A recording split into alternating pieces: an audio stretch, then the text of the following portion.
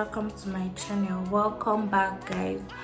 So I'm going to be making part 2 of my video on the UK visa application and all that. If you haven't watched my previous video where I spoke about getting your CAS, your tuberculosis test, and your admission and all of that, please check my previous video. It is very important. I gave a whole lot of details. Yeah, so we'll be going into the video for today.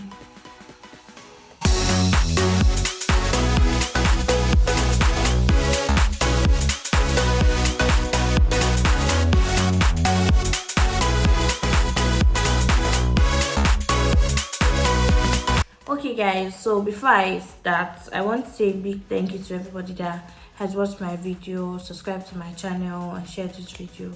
So today we're going to be starting from where we stopped. So yeah, so after getting your CAS, you've definitely gotten your admission. So after getting your CAS, the next thing to do is the next thing to do after getting your CAS is your visa application, because you've basically gotten all your admission, all your details. You've gotten your tuberculosis results, you've gotten your CAS, you've gotten your admission, you've gotten everything. So yeah guys, the next thing to do is your visa application, and that's what we're talking about. So yeah, I'm going to be putting the link. You're going to see the link in the description box below. So all you have to do is go to the link for your student visa application and you just fill some forms. The forms are actually really easy. And yeah, before I continue, once again, I'm going to be looking at my laptop just like the last video that we spoke about, the last video I did. Because yeah guys, I don't want to make any mistake. So I'm going to be looking at my laptop and I'm going to be reading lots of things. And yeah, so before I move on, for your admission, you should note that you're going to need your WAEC results. You most likely need your WAEC results. Some schools don't ask for that. You need your WAEC results. But I had some questions previously. Some people were asking me about this, and this is why I'm telling you, not all schools will ask for your WAEC results, but just in case, you might need your original WAEC results from your school. Personally, I went to get mine from school. Yes, so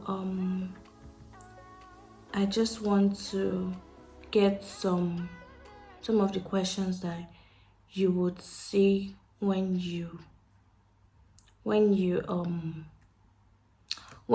to fill your form, so you have an idea of the questions I'm going to ask you in your visa application. Okay guys, so I'm just going to be reading out the information, what you need. So they're going to ask you where you're applying from. I'm just reading it out. So for me, I was applying from Lagos, Nigeria. So they're not asking where you're from. Where are you applying from? Are you in Abuja? Are you in Lagos? Are you in Enugu? Where exactly are you applying from? And then they asked, is this your home country? My answer was yes. Then if you're applying from if you're applying from a country different from your whole country, please provide details, visa status. So let's say I'm Nigerian and let's say I was applying from Ghana, I would have indicated there. Then my email address or my telephone number, this is my Nigerian number. Can I be contacted by phone? My given names and my family name. This is your the exact name that appears on your international passport, the way it is arranged. So let's say you have, for example, okay, basically the way it's arranged on your passport is how you put it. Any other name, I didn't put anything. Your gender, your relationship status. So they're not asking if you have a boyfriend or you have a girlfriend. Relationship status, like are you single, like are you married or you're not married. So please, let's take note of that. Then if you are married, you give details of your partner's family name, your dates of birth, nationality, address and all that. But I'm not married, so I just kept I'm not married. So your present home address, is this also your correspondence address? I said yes. How long you've lived in that address, the ownership status of that house. Are you renting it or is it your house? Details of it. Then do you have a valid identity card? So I use my national identification. If you don't have, it's fine. It doesn't stop you from getting a visa. It's fine. Your country where you were born, place of birth. Do you hold any other citizenship? Is there any other country you're from? Have you completed a course in the UK before? I said no. Does anyone rely on you financially? No. Your mom's name. So my mom's name, date of birth, if she's Nigerian. Same with my dad. Then do I have any family in the UK? Probably immediate, like your immediate family, not your uncle or your auntie. So like your father, your brother, your sister, your spouse, children, grandparents. Yeah, so family. Then you give details. So my elder brother was already in the UK, so I just kept my brother's details. Then if you are going to be staying with a family, where will you be staying in the UK? So this question was quite hard for me because I'm like, I don't have an address in the UK. So please, when you see this, where will you be staying in the UK, please just put your school details. So I attend Brunel University, so I just wrote Brunel University and I wrote the address of Brunel on my application. How many times have you been in the UK? I said I haven't been. Have you ever been given medical treatment in the UK? Have you been issued visa in the past? So basically they want to know all these things. Do you have a UK driving license, UK national number? How many times have you visited the following? Australia, Canada, US? Like how many times have you visited all of those countries? If you haven't visited, you just say no. So please be sincere. If you have had visa refusals, please tell them because they will find out. I already had visa refusal for Canada. I had for US. I was previously denied UK visa some years back. Like some years back. I think in 2015, 16. And yeah, they asked if I've been denied visa before, and I wrote it that I've been denied. Even the UK visa, I wrote it that I've been denied, but I could not remember when I was denied. So I just wrote it there. I saw something, so I just filled it that I can't remember. So it doesn't look as if I've been lying. Probably I'm lying about the whole date thing. So I wrote it there, like I can't remember, so I don't want to lie. Then what other country have you visited aside your country? So I wrote it there, Dubai, Ghana, and all of that. Then they asked me when I plan on arriving at the UK. Then for my denial, they asked me my reasons for denial, my maintenance fund. So they asked me how I plan on funding myself, like the bank statement I'm using and all of that. So I wrote some in my dad's account, some in my account. Then how can you prove that they are your parents? My birth certificate proves that my father is my father. Then they asked me for the name of financial institution I'll be using for my bank statement. So you have to be sure, meaning by this time when you're starting your visa application, you know everything already. That's what it means.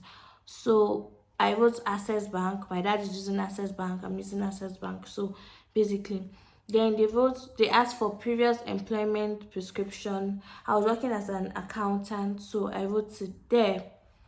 So guys, you see, it's basically everything you know, and those were the questions they asked me.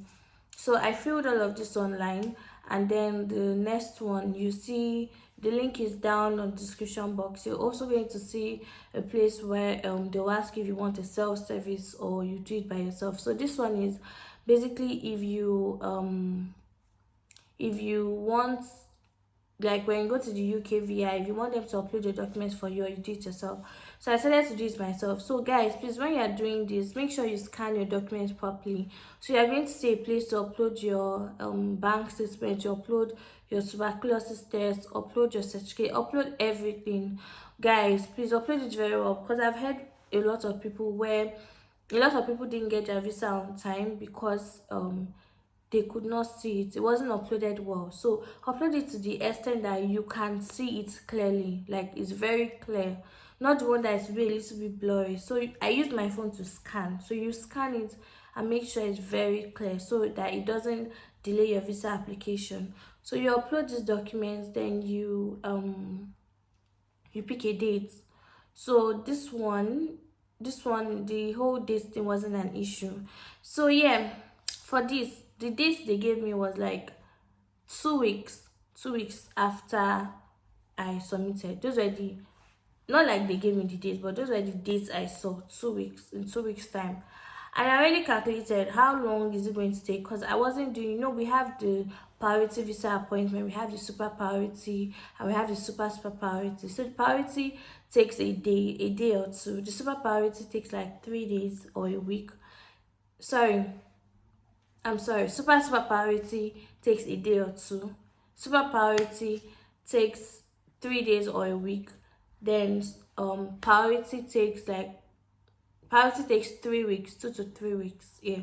Priority takes 2 to 3 weeks. And then by the time I was applying, they had already stopped the super priority and super. So it was just super priority. It was just the priority visa available. And I was already looking at when I'll be resuming, then the fact that I will have to quarantine, and I'm going to be talking about that later. So I was like, so yeah, so they gave me 2 weeks, a date like 2 weeks later, and that wasn't going to work for me. So the thing is, cases like this, you just have to walk in. And yeah, I didn't do any interview. And I did the normal visa application. So those of you that are scared of interview, don't be scared. I didn't do any interview. I didn't do any interview. So after I submitted this, I submitted all my documents.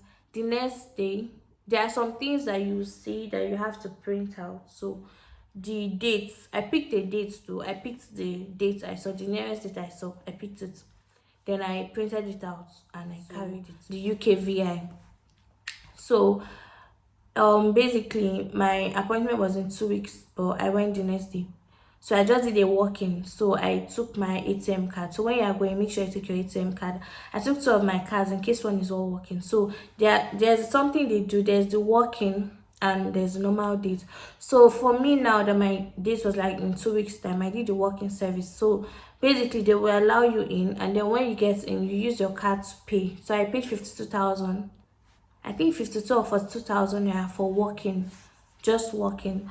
So they attended to me because I paid for walking. Instead of waiting for 2 weeks, I just did the walking appointment. So I just entered inside, and then I already uploaded my documents online. So they just took my passport from me. Then I did my thumbprint. Then basically there was no interview, just thumbprint, take your passport, and then you go. That's it. Go. Nothing. No interview. Nothing at all. So I went. Guys, I waited for 2 weeks and I was scared. Like, I was like, God, I've had lots of visa refusals. These people should not deny me. God, please. I was scared. So yeah, while waiting, I was so scared and I tried to do paid call and paid mail. So paid call and paid mail, basically you're calling the UK embassy and you're asking them for an update on your visa application. So my mates, people that applied with me, were already getting feedback. Oh, come and pick up your passport. And for me, I had not gotten anything. And there was this particular girl, I took her number at UKVI. She did hers after me and after I did mine, but they already called her to take her passport. And I'm like, what's going on? So I sent them a mail, and I was just like, basically when you're sending a mail, you send your details with it. So the email address is on the description box and the number is on the description box, so you can check it out. So I sent them a mail and I'm like, I just need to know the update on my visa application. What's going on? And I was waiting, I didn't get any feedback. So I called them, and then the guy that picked up was like, basically, when you're doing this, sorry guys, when you're doing this, you need your ATM card because they paid me and they paid call. So for the paid call, you have to put your card details. So yeah, so that's it. So when I called him, he was like, oh, when did you do your visa application? I told him, and he was like, a decision is meant to have been taken on your application. And I'm like, I don't know. And then he's like, okay, right now a decision has not been made yet on your application. I'm like, okay. So it was now like few minutes later, I now got a reply from the paid mail that decision has not been made. So I was like, okay, I'll just wait, because this was on a Thursday. I was like, I'll just wait till Monday before I call them again. So it doesn't look like I'm disturbing them too much, and then they'll give me denial or they'll call me for an interview. Because basically, if you start acting suspicious, they'll call you for an interview. So they'll understand, why are you rushing? Like, why are you calling us? Why are you disturbing us to call? So I was like, I'll call them next week. Then I was talking to someone, and the person was like, I should just call the next day, because usually when you call them that day, they decide. Most times when you call them, when they notice, oh, they've not worked on your own, they can just rush it up and work on yours. So the next day evening, guys, I called them and they said if a decision has been made, and I'm like, God, So they said a decision has been made, and all I had to do was wait for the UKVI to send me a mail to pick up my passport. I waited that day, guys. My portal, it had not moved. UKVI had not sent me any mail. This one's on Friday. Saturday came, Sunday came, Monday came. UKVI has not sent anything to me. Tuesday, yeah, so on a Tuesday, it was Tuesday, they now sent me a mail that I should come and pick up my passport. And I was so scared, guys. As you can see on the screen, I picked up my passport and I was so scared. So as I picked up my passport, there was a paper in my passport, and I already felt I had been denied, because when I got denied the first time for UKVI, there was a paper there, and the paper was explaining why I was denied. And yeah, the reason I was denied for UK then was because I was still a student, and the UK then, they were like, I should finish my bachelor's degree first before I apply for my visa. So that was why they denied me then. So when I felt the paper and I saw it, I'm like, oh God, oh God. I called my sister. She's like, just check it. I'm like, oh my God, how many deniers? And guys, finally I checked it, and I was given. I saw my visa. Guys, I was so happy. So I saw my visa, guys, and I was super happy. I was so excited. And then it dawned on me that, oh, guy, you are leaving this country. You not see all these people again. Yeah, so I was so happy, but then I wasn't sure when I was going to travel. My dad was like, probably I travel next week. I'm like, because time had already gone, and I'm like, they might say I should quarantine and all that. But yeah, so that was it. So I got my visa, guys, and after this, yeah, so I wanted to do the travel allowance thing, but then I just let it go. If you would like to do your travel allowance, the link is on the description box. So basically, just for you to have some pounds when you're traveling, just so you don't go there and then you're stranded and all that. So yeah, that was it, guys. And then I traveled to the UK. So I'm going to be stopping here, and my next video is going to be showing you guys my trip to the UK. Yeah, I'm coming. So my next video is going to be talking about my trip to the UK. You guys are going to be seeing me on the plane, how I felt with my family and all of that. So yeah, I don't know if I said it in my previous video, but for your bank statement for London, you need about £12,006. Okay, yeah, I said it in my previous video. So yes, guys, so this is the end of this video. My next video, I'm going to be talking about the flight. I'm going to be talking about booking your tests, your day 2 tests, and I'm going to tell you how the flight was, what they asked me for at the airport, everything that they did. And yeah, so you guys should watch out for my next video. Thank you for watching this one. Thanks for subscribing. Thanks for sharing. Thanks for your comments. Thanks for your messages on Instagram. Thanks for everything, guys. But please, once again, I'm begging you, if you have questions, please just drop it at the description box. Please, at the description box. Don't send me messages on Instagram, please. so that every other person can learn from it. Every other person can learn from your question. Please guys, and if there's anything you want me to talk about in the video, please just let me know. You can also comment about it. Oh, I know I'd like you to talk about this, I wanted to do this, and I will do that. It won't be immediately because guys, I also have academic work and all that. So yeah, thanks for watching. I love you all. Bye. Hi guys. Hi guys. If you haven't subscribed to my channel, I don't know what you're waiting for. Yeah. Subscribe to our channel.